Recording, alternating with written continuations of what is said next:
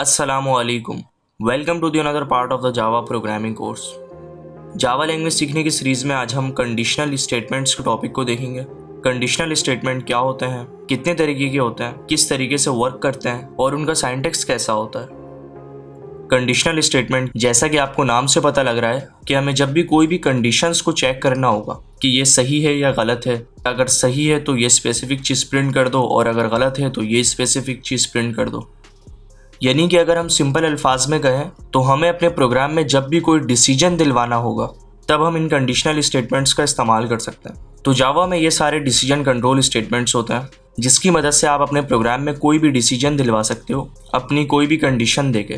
तो जो हमारा सबसे पहला है डिसीजन कंट्रोल स्टेटमेंट वो है इफ़, उसके बाद इफ़ एल्स और फिर कंडीशनल ऑपरेटर्स और स्विच कंट्रोल स्टेटमेंट्स।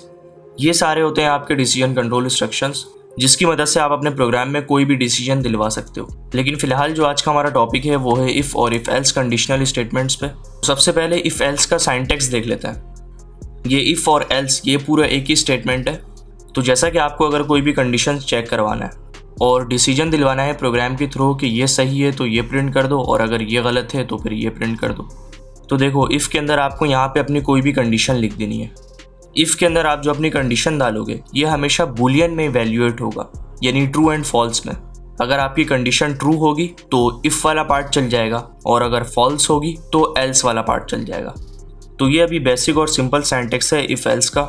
तो अब हम इस चीज़ को प्रोग्रामिंग के थ्रू समझ लेते हैं अपनी कोई भी कंडीशन डाल के, और ये सिंपल इफ़ और इफ़ एल्स में क्या डिफरेंस है और आप इस सिंटैक्स में क्या क्या माइनर मिस्टेक्स कर सकते हो, उन सारी चीज़ों को अब हम एग्जाम्पल के थ्रू समझ लेते हैं। तो फिर स्टार्ट करते हैं।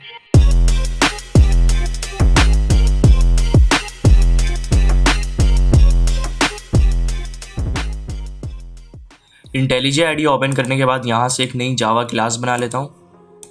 इफ एल्स स्टेटमेंट के नाम से ये क्लास बना लेते हैं और फिर सबसे पहले अपना मेन मेथड और फिर यहाँ से फुल स्क्रीन।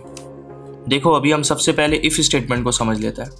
तो यहाँ पे हम सबसे पहले कोई भी कंडीशन ले लेते हैं, लेकिन कंडीशन लेने से पहले यहाँ पे हम एक मरतबा सबसे पहले यूज़र से इनपुट करवा लेते हैं ताकि हमें बार बार वैल्यूज़ चेंज करने में आसानी हो। तो यहाँ पे सबसे पहले आपको इंपोर्ट करवाना है स्कैनर क्लास को, java.util.scanner और फिर स्कैनर क्लास का object sc equal to new scanner system.in और सेमीकॉल। तो यहाँ पे अब हम इफ़ एल्स की कोई भी कंडीशन बना लेते हैं। जैसे कि अगर यूज़र कोई भी नंबर इनपुट करता है, अगर वो 0 से बड़ा हुआ तो प्रिंट होना चाहिए पॉजिटिव नंबर और अगर 0 से छोटा हुआ तो नेगेटिव नंबर। तो इस चीज़ के लिए सबसे पहले आपको यूज़र से इनपुट लेना होगा। तो यहाँ पे सिंपल हम इंटीजर टाइप का ही इनपुट ले लेते हैं, int a equal to sc.nextInt और अब अपना स्टेटमेंट इफ़ और इसके अंदर अपनी कंडीशन a अगर बड़ा हुआ 0 से तो प्रिंट करवा दो पॉजिटिव नंबर। तो करली ब्रेसेस के अंदर आपको पॉजिटिव नंबर लिख देना है सिंपल साउट करके।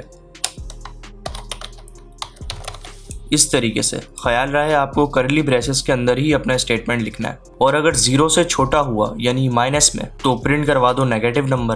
तो सिंपल इफ़ और अपनी condition a is less than 0 और अगेन करली ब्रेसेस और इसके अंदर नेगेटिव नंबर, इस तरीके से।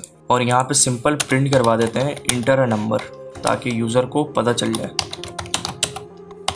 अब अगर राइट क्लिक करके रन करें तो यहाँ देखो इंटर अ नंबर हमने जैसे फर्स्ट कर लो 15 डाल दिया, 15 इज़ पॉजिटिव नंबर। अब अगर हम दोबारा रन करवाएं और अब अगर हम नेगेटिव में वैल्यूज़ डाल दें जैसे -16 तो ये नेगेटिव नंबर। लेकिन अगर हम यहाँ पे दोबारा रन करवा के 0 डाल दें तब ये कुछ भी जनरेट नहीं करेगा क्योंकि हमने कोई अभी ऐसी कंडीशन दी ही नहीं है। तो जैसे 0 भी पॉजिटिव ही नंबर होता है, तो आप यहाँ दे सकते हो कि a 0 के बराबर हो या 0 से बड़ा हो तब जनरेट कर दो पॉजिटिव नंबर, और अगर नहीं हो तो फिर नेगेटिव नंबर जनरेट कर दो। ये साइन वैसे रिलेशनल ऑपरेटर कहलाता है।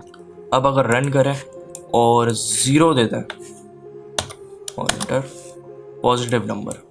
ये प्रोग्राम तो था सिर्फ इफ़ स्टेटमेंट पे, लेकिन अगर आप यहाँ पे गौर करो तो हमें ये कंडीशन लिखने का कोई फ़ायदा ही नहीं है क्योंकि हमने ये वाले इफ़ के कंडीशन में बता दिया है कि अगर 0 या 0 से बड़ा होगा तो पॉजिटिव नंबर जनरेट करो।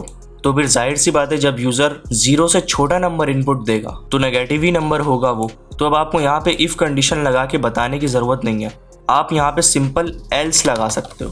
दोनों प्रोग्राम बिल्कुल सेम ही वर्क करेंगे और सेम ही रिजल्ट जनरेट करेंगे। देखो अगर हम यहाँ पे -1 दे दें, negative number, again run, 16 positive number. तो अब समझने वाली बात यह है कि हमने जैसे पिछला प्रोग्राम लिखा इफ़ स्टेटमेंट को दोबारा लगा के उसमें और यहाँ पे एल्स स्टेटमेंट लगा के जो हमने लिखा है, इन दोनों में क्या फ़र्क है? इन दोनों में डिफरेंस सिंपल सा ये है, इस वाले प्रोग्राम में एक्शन स्टेटमेंट कम है। ये इफ़ और एल्स ये एक ही स्टेटमेंट है। इफ़ के अंदर जब आप कंडीशन डाल दोगे, अगर वो सही नहीं होगा तो जाहिर सी बात है यही चलना है। तो हमारा कंपाइलर सिर्फ इफ़ कंडीशन को चेक करेगा। अगर वो ट्रू जनरेट कर रहा होगा तो हमारा इफ़ स्टेटमेंट चल जाएगा, नहीं तो एल्स स्टेटमेंट। लेकिन अगर आप यहाँ पे इफ़ करके कंडीशन स्टेटमेंट बनाते हो तो उस वाले प्रोग्राम में एक्शन स्टेटमेंट ज़्यादा है। यानी कंपाइलर पहले ये वाले इफ़ के पार्ट को चेक करेगा, अगर ये गलत होगा तो वो दोबारा अगले वाले इफ़ के पार्ट को चेक करेगा, यानी ये वाले पार्ट को जो हमने पहले लिखा था। और अगर अगली बार आपकी कंडीशन मैच हो रही होगी तो वो अपने स्टेटमेंट को प्रिंट करवा देगा। यानी जो कंडीशन सही होगी सिर्फ वही प्रिंट होगा और जो इफ कंडीशन गलत होगा उसके अंदर की स्टेटमेंट आउटपुट में जनरेट ही नहीं होगी। इस वाले प्रोग्राम में एक्शन स्टेटमेंट ज़्यादा है as compare to this program. तो आई होप आपको ये बात समझ में आ गई होगी कि इफ़ एल्स वाला प्रोग्राम ज़्यादा बेहतर है। तो अब यहाँ पे कुछ पॉइंट नोट करने वाले हैं। तो पहला पॉइंट, आप यहाँ पे इफ़ के बाद सेमीकोलन नहीं लगा सकते। अगर आपने लगा दिया तो आपने अपने कोड की लाइन को यहाँ पे एंड कर दिया। अब ये अलग लाइन है और ये अलग लाइन है। फिलहाल तो यहाँ पे एल्स में एरर शो हो रहा है, लेकिन अगर आप यहाँ पे इफ़ लगा दो, इफ़ में एरर शो भी नहीं होगा। ये देखो यहाँ पे अब एरर शो भी नहीं कर रहा है ये। इसी तरीके से अगर यहाँ पे भी सेमीकोलन लगा दो तो ये एरर शो तो नहीं करेगा, लेकिन आपका प्रोग्राम अब अलग तरीके से चलेगा। अब ये स्टेटमेंट यहाँ पे एंड हो गई है, अब ये अलग लाइन है, ये अलग लाइन है और ये स्टेटमेंट यहाँ पे एंड हुई हुई है तो ये भी अलग लाइन है। अब अगर आप रन करो तो सिंपल ये सारी चीज़ों को प्रिंट करवाएगा। ये देखो इसने यहाँ पे सबसे पहले यहाँ पे हमारे पहले लाइन को एग्जीक्यूट किया और प्रिंट कर दिया इंटर अ नंबर, और यहाँ पे फिर दूसरा लाइन है हमारा यूज़र इनपुट का। तो यहाँ पे अगर आप कोई भी इनपुट दे दो 12, अब अगर आप इंटर करो तो इसने सिंपल प्रिंट कर दिया पॉजिटिव नंबर और नेगेटिव नंबर को। यानी यहाँ पे ये कंडीशन ऐसे ही एंड हो गई थी, इसने फिर ये वाले लाइन को प्रिंट करवा दिया। इसी तरीके से ये स्टेटमेंट भी ऐसे ही एंड हो गई थी, फिर इसने ये वाले लाइन को प्रिंट करवा दिया। यानी आप जब भी इफ़ एल्स का इस्तेमाल करोगे तो आप यहाँ पे सेमीकोलन नहीं लगा सकते। इसके बाद जो दूसरा पॉइंट है वो ये है कि आप जितनी मरतबा भी इफ़ स्टेटमेंट का इस्तेमाल कर लो, आउटपुट में आपका हमेशा एक ही रिजल्ट जनरेट होगा। और तीसरा पॉइंट है, आप इफ़ का तो इस्तेमाल कर सकते हो जितनी मरतबा भी चाहो, लेकिन आप एल्स का इस्तेमाल नहीं कर सकते। एल्स इस्तेमाल करना तो दूर, आप एल्स के अंदर कोई कंडीशन ही नहीं डाल सकते। जैसे कि अगर हम यहाँ पे एल्स डाल दें, ये देखो इसने यहाँ पे एरर जनरेट कर दिया। एल्स के अंदर कोई कंडीशन डलेगी नहीं, ये इफ़ के बेसिस पे वर्क करता है। अगर इफ़ गलत है तो लाजमी है कि एल्स पार्ट ही चलेगा। लेकिन आप इस एल्स के अंदर इफ़ पार्ट भी बना सकते हो। ये चीज़ नेस्टेड इफ एल्स कहलाती है। वो भी हम आगे आने वाली वीडियोस में देखेंगे कि आप इफ एल्स के अंदर नेस्टेड इफ एल्स कैसे बना सकते हो। इसके अलावा भी स्विच स्टेटमेंट और कंडीशनल स्टेटमेंट्स भी हम आने वाली वीडियोस में देखेंगे। इसके अलावा आप यहाँ पे एल्स पार्ट के अंदर खाली पैरेंथेसिस भी नहीं लगा सकते, उसमें भी ये एरर जनरेट करेगा। तो आई होप आपको ये इफ एल्स स्टेटमेंट समझ में आ गया होगा। अगली वीडियो में हम इफ एल्स लैडर के बारे में देखेंगे। I will see you all in the next video. Thank you.